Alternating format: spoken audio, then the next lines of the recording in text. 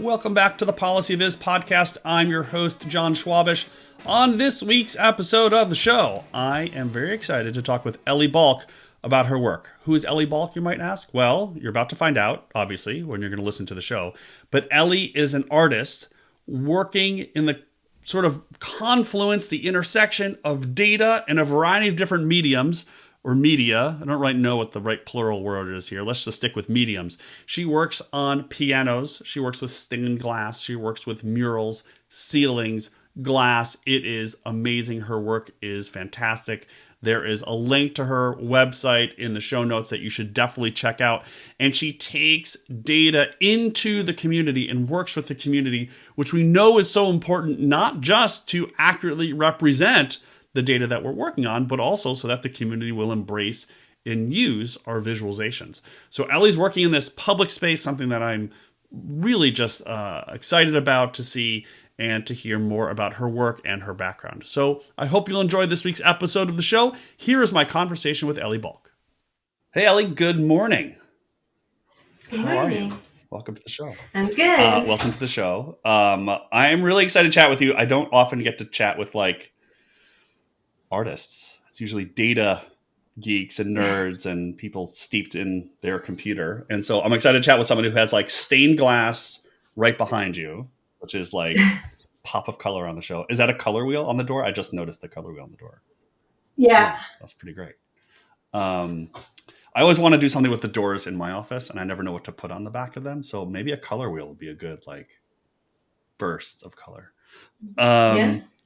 So I saw your work on Twitter, really excited to chat about what you do, how you're inspired, and how you combine the data with the art. So maybe we could start with a little bit of your background, talk about, how you got to where you are and how you sort of pull from these two, I don't want to say polar opposites, but pretty different areas of art and data.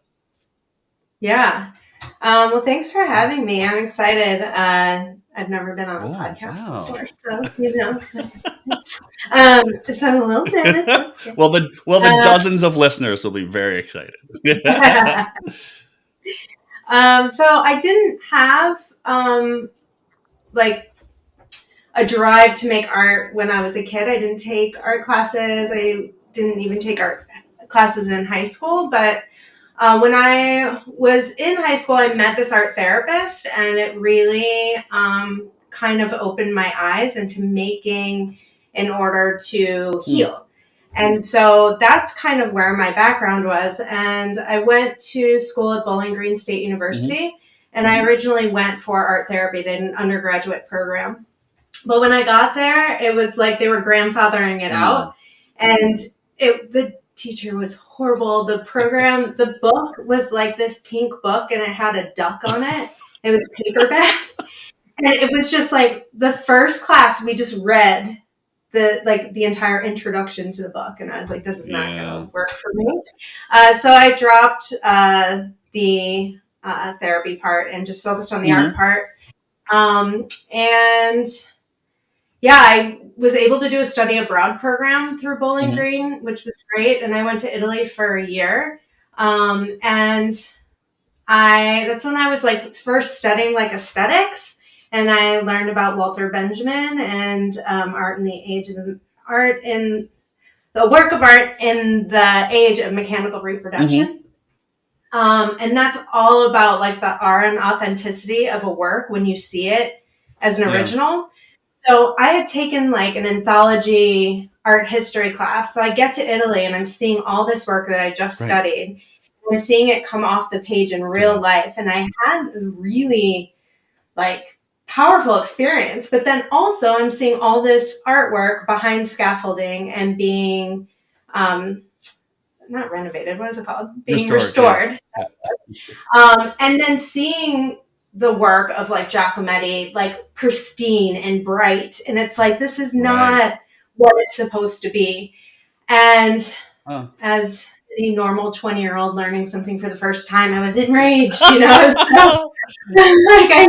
this isn't right. We must art off the pedestal. But really that is kind of the seed of the work that I'm making now. I really wanted to make work that was interactive, that you could touch. I started making like 2D sculptures. When I was in Italy, I had just a lot of really big ideas and I felt really seen there by my professors, and they gave me a studio. They were like, okay, let's just put you like an advanced painting or whatever, and gave me a studio. But I wasn't painting, but as soon as I got in there, I started painting. So I didn't have like a formal education, because when I got back to Bowling Green, I was kind of like in advanced painting classes. So I got kind of fast tracked through that, and just really started a lot of collaborative work there. But so when you were doing your studies, like what type of painting were you doing? Was it, abstract art? Was it, I mean... when I first started painting, I would like paint with anything that wasn't a paintbrush. So it was really about like the physicality of it. So I was doing a lot of like impasto and like painting with the palette knife. But for me, I was doing oil painting, and that's when I really realized that I had kind of an innate relationship with color. Like there was something, I could visualize a color and be able to mix it all the time. And so my colors really like came through painting, and oil painting specifically, which I haven't done in like 20 years. I gotcha. But now a lot of, so before we get into the data piece, so a lot of your work, and I'll link to your website on the show notes so people can, so for folks who don't know, there's a big like portfolio of images of your art. Sorry, a lot of it is stained glass. So I'm curious, like, where did you add that skill into your toolkit? Like a year ago. Oh, wow. Yeah, no, the stained glass is like pretty new. I did a couple projects using stained glass I have a teaching partner in Brooklyn, and we work with high school students, and I did a couple stained glass projects with the high school students. But as far as like my work, it's only been in like the last year. Wow, that's pretty cool. That's pretty cool. But it's a fun medium. I'm like been super into it. So. So you go to Italy, you have the awakening, the art awakening. Yes. So where does the data piece come in? So, I think it was kind of always there. I think when I went to grad school, so after Bowling Green, I took some time, then I moved to New York. I went to Pratt and got my master's in fine art there. And I was doing a lot of the collaborative stuff, but my work was, looking back on it now, it seems really fresh. But when I was making it, it was like I was just making work about things that were happening to me every day. So it was data visualization. But when you're in the moment making work about the moment, it has no value. But so I kind of got rid of everything, and now I'm looking back and I remember this one painting I made for my niece's 2nd birthday that I was missing. And she's 20 now. And like, how cool would it be to have this? It was really fresh. But, in the moment I was working on found objects, and so the data kind of started there, or made it seem like it wasn't so far off. I was doing a lot of collaborative work. My thesis show was like, throwing a party, and I had people clocking in and out. So I was like collecting data. I gave people roles, and they had to wear, I made them crowns. And it was so fun. And we played games, and, and I was collecting data in that. But my first public art piece, which is called You Are Here, which is on the corner of Vanderbilt and DeKalb, in like where the neighborhoods of Clinton Hill and Fort Greene come together. And this, I made this in 2008. And this is when there was just a lot of gentrification, a lot of change happening in the neighborhood. We had this flea market come in, the Brooklyn Flea, and it brought in droves of people from other neighborhoods. And I think, and from Manhattan, they're looking around like, oh, this is nice, So, I saw a lot of my neighbors moving out. Um, you know, some things that were cool about that. I mean, I missed my neighbors, but they had bought those houses for $20,000-$30,000, and then they're selling them for $4 million. They're like leaving a legacy for their family. But the neighborhood was just changing so much. Mm-hmm. I mean, like the faces were changing and the vibe was changing. So I wanted to create a piece that really celebrated home. Mm-hmm. So I decided to do a circle map, and I took out all the street names. Actually, I have it. Oh, wow. Oh, yeah. Okay. I took out all the street names, and then I invited people to come and put a dot where they lived. And what was interesting is that it really started to get people to talk about where they live, and it broke down all these barriers and people were connecting. But for me, it created my first data visualization. Yeah. And I was looking at it and really thinking about like how far people go to get to that spot, and really like what defines community, what defines your area. Because, I live farther away, but I have to travel farther to get to that spot. And so my community is bigger than if I live across the street. So it was really interesting. And that really started me doing data visualization. Yeah. So then I'm curious then, when it comes to your work now, what is the process like? I mean, so like there's one on here that I was trying to like dig into. It's called What's Your Number? And it looks like a pedestrian walkway, like an elevated pedestrian walkway between two bridges. Oh, yeah. So like when you are commissioned to do a work, does the client say, here's the data we want you to use, or do they just say we want something data? Like what is that process like? And then I just want to know how you like actually get up onto the bottom of this elevated walkway and actually do the work.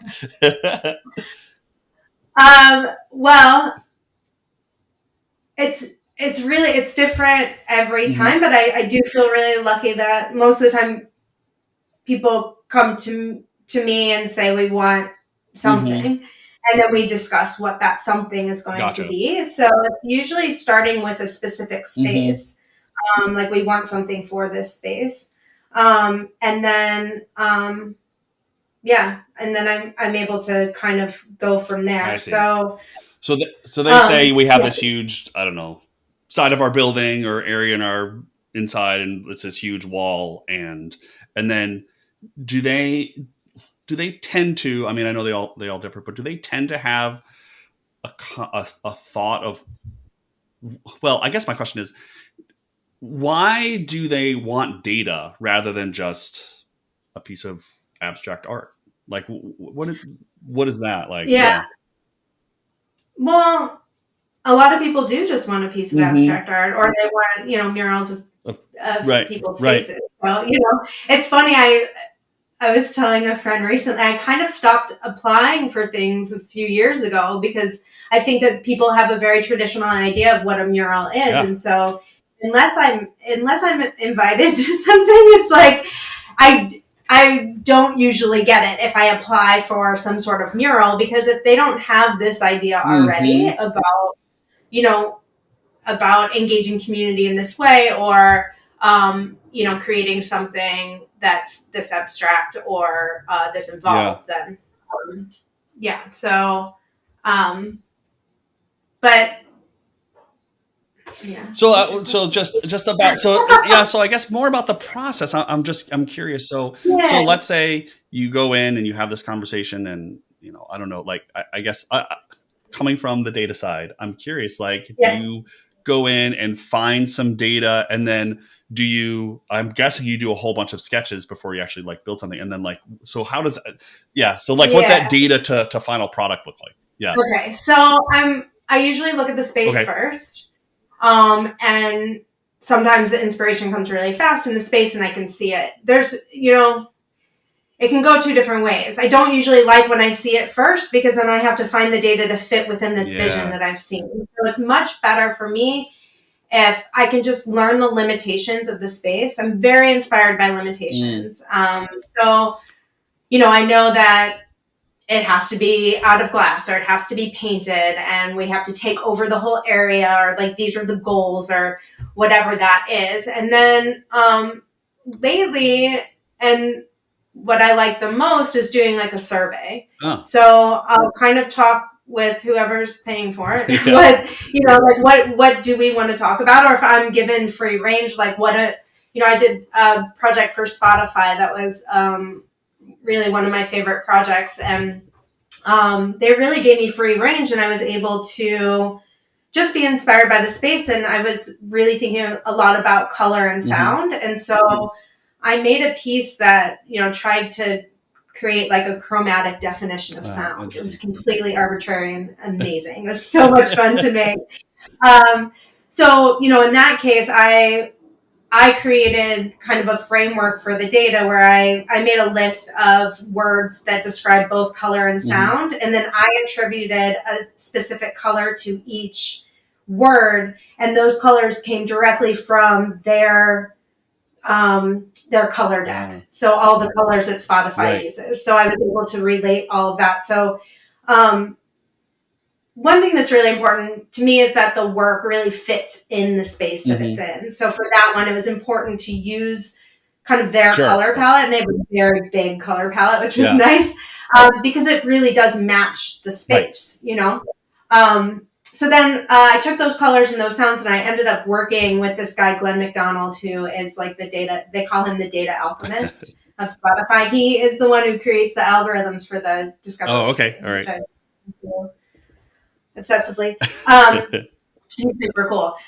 So I got to work with him, and he's working on this other project where he is creating genres, subgenres, and I don't know where it's at now, but when we were working together, the genres were at like 3,000, 4,000 different genres. So I worked with him to create a specific song that would go with each color. We started with genre, and then we picked song, and we worked on a playlist together. And then we sent it out to Spotify employees, where they then attributed the color to the word and then a color to the sound. Right. So the visualization was basically like how many people agree. Right. Right. You like crowdsourced the association. Yeah. So it was really, really interesting. And then so I created the mural ended up being on the ceiling, and then it bent over onto the wall. So it kind of like the axis went straight down the middle, and then the sound data was on one side and the word data was on the other. And so it was super complicated. And, I sometimes wonder, do people ever really get it? Right. Like, because I'll look back on them sometimes and I'm even confused and I made it. But I think there's something interesting about that. Well, it is interesting. Back to your point about community, right? Like if you are a Spotify employee and you got this survey or, whatever it was, every day you walk into the office, and you see this mural, it reminds you of, can remind you of that experience of this data collection. Well, and it's yours. Yeah. And I think that that's something I learned really early on. I was doing a teaching artist residency, and I was showing slides of this collaborative mural. I used to do like collaborative murals with different organizations and stuff. And this girl was like, "Oh, I made that." Yeah. And I was like, yeah, you did. Like, that's yours, And so, when someone paints a wall, it becomes theirs. When they're involved in a project, it's theirs. So I really love any opportunity that I can use this work to really bring people together. It's really interesting. There is a whole discussion in the research world about, trying to understand people and having them own a bit of the research in terms of, not own the science of it, but own the outcomes, right? That there's a recommendation, and that's how you really connect with people. But to date, I'm curious, I'm curious about how you think about sort of engagement and inspiration. Obviously your work is going to be different than someone working in a Excel dashboard or, an R, a map built in R. But do you think about your work as being inspiring or being engaging or telling stories, or is just all of those things sort of wrapped together?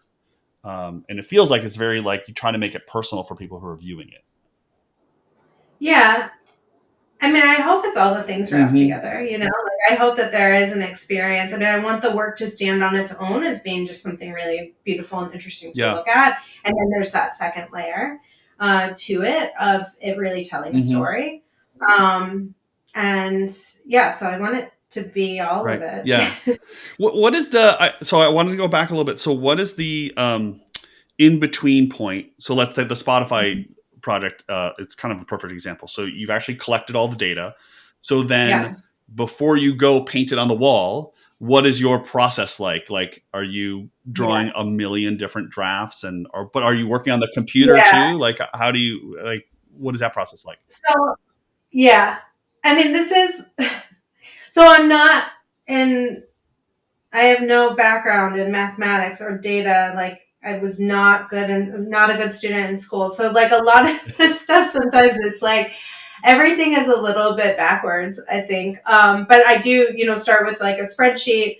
My best friend's like a whiz with Excel. So she'll often help me sort things and do, all the crazy Excel stuff if I want to see something in a certain way. So she'll help me clean up the data. But it's difficult because if I have an idea and I want to see something, it'll take me 8 hours to visualize. I had to create the system and and I'm doing most of my stuff in Illustrator, but I'm doing it all, I figure out all the math for, if we have a unit of 10, like what's the size of each unit and how am I going to upscale that? And so, and then, I'll do something and then I'm like, oh, I hate it. And then I'll like do another one and another one. So the design process for me is pretty slow. It's great when it happens fast, but it doesn't usually. Have you ever worked through that process and gotten to the point where you were maybe satisfied with something and then realize it doesn't quite work in the space? Well, I think I'm always thinking about the space first. Like that's creating all my limitations. And so I'm that's very important. All the work is made for that space that it's in. So yeah. Okay, so then when it comes to putting in the final piece, this is like me having no idea how this works. Like for the Spotify piece, I have like this vision of you like Michelangelo, like on the scaffolding, like painting on the ceiling. Like is that how it's working? Yeah.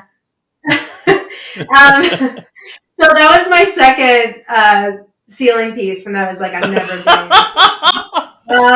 But I did it again.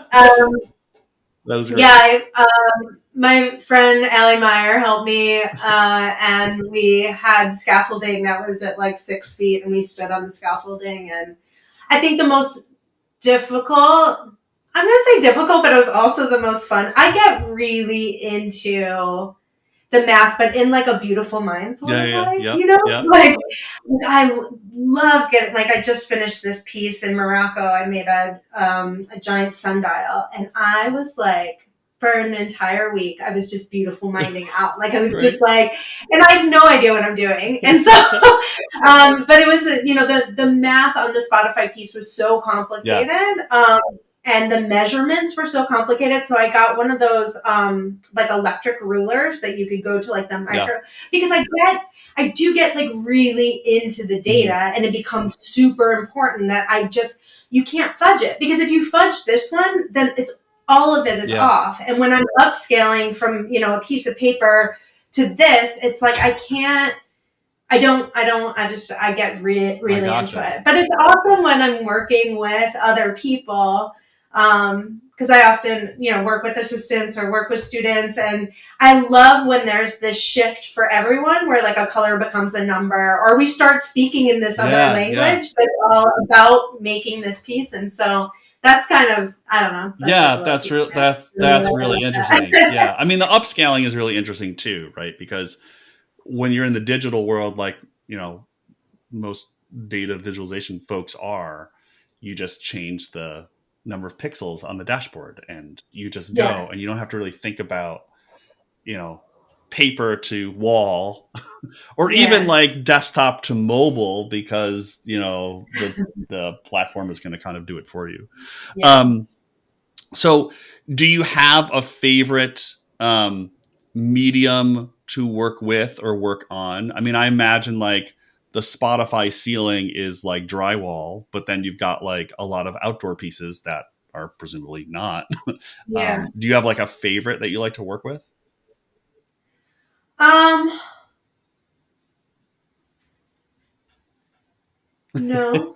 I mean, I I was painting mostly Mm-hmm. murals for a long time, and I think I'm really excited about kind of breaking out of that. And since breaking out of that, I just finished a project, a mural project, and I brought a friend on with the project, and I was like, man, I haven't painted in so Mm. long. I mean, it felt, but there was something like that felt really good about it. Painting is really, it's Yeah. easy. I mean, like, it's not easy, but it's a lot easier than, stained Right. glass or Right. ceramic or whatever else Right. I've been up to. But yeah, I mean, I'm really happy to be breaking out of it and learning new things. I mean, before last year, I didn't know how to do like caning with stained glass. I'd never worked in ceramics before, and then I got to make these two huge Mm-hmm. pieces. So I'm pretty Yeah. excited about that. The last thing I want to ask you about is color. You touched on it earlier. Mhm. I mean, the one thing that really, I mean, literally jumps off the page. Well, not literally because that would be scary, but really jumps off the page on your portfolio is you use a lot of bright color in your work. Yeah. And I'm not sure I really have a well-formed question on that, but just maybe it's what is your thought process when it comes to using color? Because in the sort of digital data viz world, it's always a challenge, and color is so important when it comes to making your graphs. But what is your again? I don't really have a well-formed question here, but like, what is your color? What do you think about when you're working in on all these colors? Yeah. I think we touched on it a little bit, and I think that the color, I really want the pieces to belong to a Mm-hmm. space. So color is really important in that. I can spend a lot of time making a palette.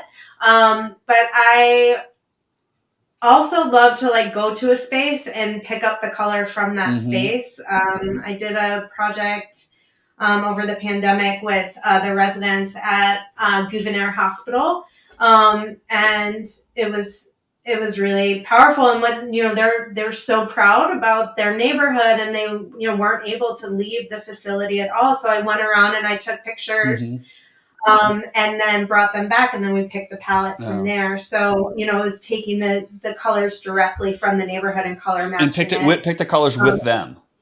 Yeah. yeah. Okay. So I definitely So see this theme of community and connections in all of your work. Yeah. yeah. Well, yeah, and so anytime I've been really lucky to do a handful of residencies.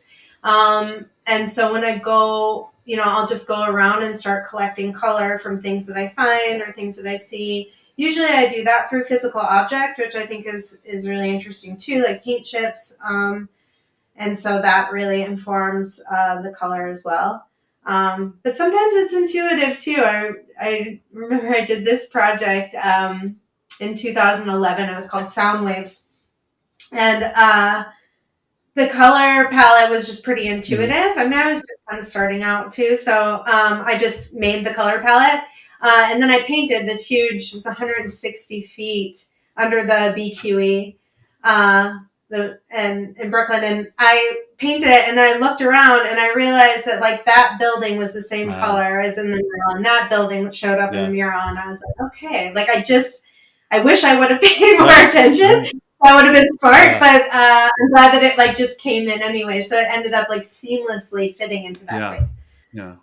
So that was Yeah. lucky. And That's really cool. But it is a good reminder, I think, to again back to the Tableau, Excel, D3 folks of the world. Like there are ways to pull colors not just randomly But yeah. Yeah, well, I mean, I think it's a huge challenge in creating a palette. Like I did that series of visualized Hmm. pie murals and sound projects. And, with pie, it was difficult because I would create a palette, but every color needs to look good next to each color, no matter where it Right. shows up. So, really thinking about tone and so I use paint chips when Hmm. I do. So I have collected paint chips from every paint company. I just go and collect one by one. But it's nice because I can kind of spread that all out and I can move stuff around and make sure that it's going to Hmm. work. I mean, if I'm working with a set of data where I know exactly how things are going to show up, I can be much more controlled, like the stained glass project. Right. But that's different too, because with glass, which is so exciting and why I'm very excited about it with the color, you don't know, like I don't know what that piece is going to look like until the entire thing is Right. installed. Like this last piece that I did. Oh, I have a cat on my lap. No. We're pro pet on this show. Yeah. But yeah, I mean I don't even know how, that was a huge project. And I'm, looking at, you see the palette is actually Hmm. right there Yeah. behind. So, I could kind of see what it was going to look like, but you put it up and then there's a tree behind it, or there's, it's not Right. sunny, or, Right. and then all the color changes. So I've been thinking a lot about that. And I think I really want to play with layering Yeah. color with Right. glass, because I think that could be really Yeah, and the color can interesting. change over the course of the day, right? As the sun Yeah. moves. Yeah, that's really Exactly. interesting. Yeah, you kind of have almost Can you kind hear of me now? limited control. There's the cat. Yeah. There's a cat in front of Yeah. the mic now. Um, well, Ellie, this has been great. I'm a big fan of the work. Appreciate you coming on the show and yeah, sharing all of the process, and hopefully folks can pull some out of this. For those who are, more digitally minded, they can use some of this in their own work. So Yeah. Well, if anybody wants to collaborate and teach me how to use the technical tools, we yeah, can do that. that would be awesome. Yeah. For those who are listening or watching, I put Ellie's site and Instagram and email on the show notes, so you can reach out if you want to be Ellie's Excel go-to person. Yeah.